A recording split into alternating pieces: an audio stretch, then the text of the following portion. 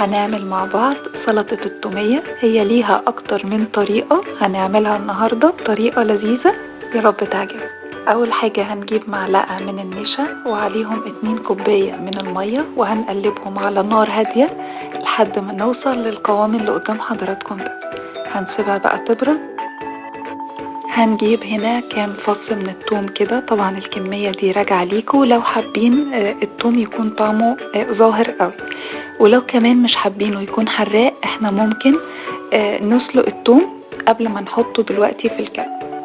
هنضيف بقى هنا عليهم معلقة النشا بعد ما بردت، وعصير نص ليمونة كبيرة، ومعلقتين كبار من الخل الأبيض، وعليهم معلقة من الزبادي أو المايونيز حسب الرغبة وزي ما حضراتكم تحبوا، وبعدين رشة صغيرة جدا من الملح وفلفل أسمر، وربع كوباية من زيت الزيتون أو أي زيت تحبوه حضراتكم.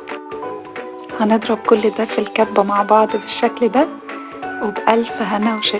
تابعونا دايما على طعمها ايه، لسه عندنا وصفات حلوة كتيرة ليكم.